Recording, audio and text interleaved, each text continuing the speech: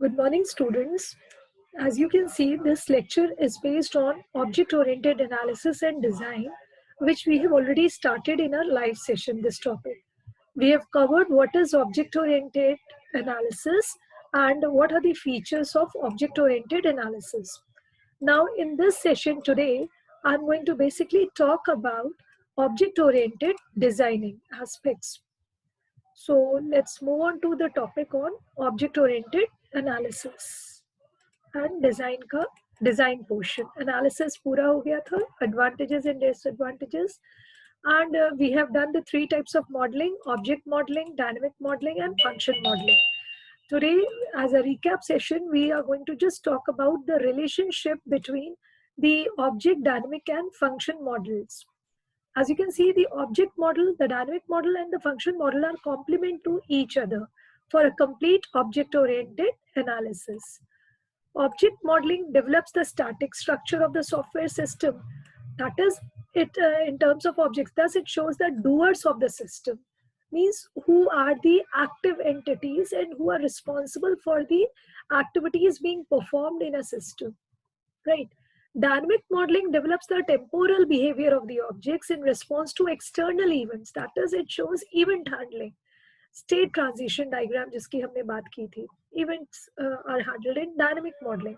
It shows the sequence of operations performed on the objects. Whereas the function model gives an overview of what the system should do. So that is covered in the functional modeling, the three models. Now, one by one, we'll compare the functional models with each other. Comparing functional model with object model, the four main parts of function model in terms of object model are process, that is processes imply the methods of the objects that need to be implemented. Actors, the actors are the objects in the object model. Data stores, ये repository होते हैं. Data stores are like files, right? These are either objects in the object model or attributes of the objects. And data flows or to or from the actor represent the operations on or by the objects. Data flows to or from the data stores represent queries or updates. Next is function model with respect to dynamic modeling, how it is comparable to. The dynamic model states when the operations are performed, while the function model states how they are performed. Dynamic model में हम ये बताते हैं कि ये अगर function execute होगा तो कब होगा. If you remember my last live session where I said in dynamic modeling, we basically deal with what happens when, जो chemistry में आप लोग reactions पढ़ते थे, what happens when. वो वाला एस्पेक्ट हम डायनेमिक मॉडल में यहाँ पे ऑब्जेक्ट ओरिएंटेशन में डील करते हैं कि अगर एक फंक्शन एग्जीक्यूट होना है तो वो फंक्शन कब एग्जीक्यूट होना है वो हम प्रिस्क्राइब करते हैं in my dynamic models. And functional model में होगा हाउ दे आर परफॉर्म्ड. अगर एक फंक्शन एग्जीक्यूट होना है तो वो कैसे होगा, उसमें क्या क्या काम होगा. Okay, what are the activities that will be performed in a particular function? That is described in the functional modeling. And which arguments are needed. Obviously, what are the parameters and what are the return types of the function. As an actors are active objects, the dynamic model has to specify when it acts. The data stores are passive objects and they only respond to updates and queries. Therefore, the dynamic model need not to specify when they act. So, object model when compared to dynamic model, the dynamic model shows the status of the objects. Okay जैसे अगर हम telephone की बात करें, वो एक object है तो टेलीफोन के डिफरेंट स्टेट्स होंगे. स्टेटस मतलब states, ringing state, dormant stage, dead stage kind of. Okay, and the operations performed on the occurrences of events and the subsequent changes in the states. The state of the object as a result of the changes is shown in the object model. So this is how we compare the three models with each other. Now, next part and the second half of this chapter is object-oriented design. Abhi tak we were dealing with object-oriented analysis, and the three object model, dynamic model, and function model were the part of the analysis part. Object modeling technique, system modeling, which is covered in analysis. Now, when we talk about object-oriented designing, we already said in live session, we have seen that analysis deals with all the questions related to what. Whereas design is something that deals with all the questions related to how. So in analysis, we decide what is to be done, करना क्या क्या है इस particular case study में, अगर एक project हमें assign होता है तो what are we suppose to do. Okay, whereas once we have solved all the questions related to what, in designing part, okay, of the SDLC, we talk about, okay boss मुझे ये clear है कि मुझे क्या करना है. Now let's do the brainstorming to find out the ways how to actually do it. Okay, तो कैसे करना है, क्या करना है ये clear है, अब कैसे करेंगे ये हम decide करेंगे in the design phase. So object oriented design, we talk about the analysis phase identifies the objects, their relationships, their behaviors using the conceptual model. Okay, while the design phase, we describe these objects by creating class diagram from conceptual diagram, usually mapping conceptual model to a class diagram, their attributes, behaviors, and their interactions. The input for object-oriented design is provided by the output of object-oriented analysis. Okay, when we'll complete the analysis part, only then the design will start. तो obviously जो analysis का output होगा वो मेरे design का input होगा. But analysis and design may occur in parallel, and the result of one activity can be used by other. So we talk about in object-oriented design. Let's see. What do? We describe the classes and their relationships using class diagram. We describe their interactions between the objects using sequence diagram. And we apply the software design principles and design patterns. So these are the three activities that we perform in object-oriented design.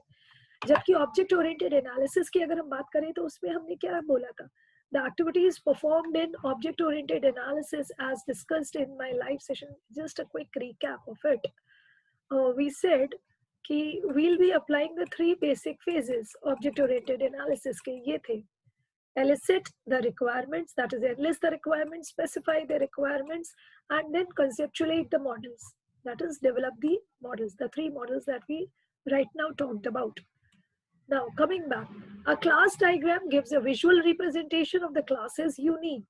And here is where you get to be really specific about object-oriented principles like inheritance and polymorphism. Describing the interactions between those objects lets you better understand the responsibilities of the different objects and the behaviors they need to have. So every phase you find, we'll try to implement the concepts of object orientation. The 5 concepts, we all know it very clearly. The system modeling is the process of developing models of the system, with each model representing a different perspective of that system. The most important aspect about the system model, it leaves out the detail. It's an abstract representation of the system. How do we do this system modeling? We have a particular language for it, what we basically call UML, Unified Modeling Language. The models are usually based on graphical notations, which is almost always based on notations in UML. UML is a language. Grady Booch, okay, Ivar Jacobson, they are known as father of UML, right? And models are used during the analysis process to help to elicit the requirements during the design process, to describe the system to engineers, and after implementation to document the system structure and operation. We may develop a model to represent the system from different perspectives. What are those perspectives? Just look at it. External, where you model the context from the environment view. Then interaction, where you model the interaction between components of a system or between the system and other systems. Interactive view, very different views. And structural view, where you model the organization of the system or the structure of the data being processed. Then you have a behavioral view, okay, where you model the dynamic behavior of the system. So different views ke liye you have different set of diagrams. So this is UML we have been talking about. So UML has become the standard modeling language for object-oriented modeling. It has many diagrams. Most of the diagrams commonly used are use case diagram, shows the interaction between the system and its environment, जिसमें actors और use cases का use होता है. Class diagram shows the different objects, their relationship and behaviors and their attributes. Sequence diagram shows the interaction between different objects in the system and between the actors and the objects. State transition diagram होगा या machine लिखा है. State transition diagram ये behavioral view आपका दिखाता है. What happens when dynamic modeling जो होता है. external event score or internal event score. Activity diagram shows is like DFDs, shows the flow of data between the processes in the system.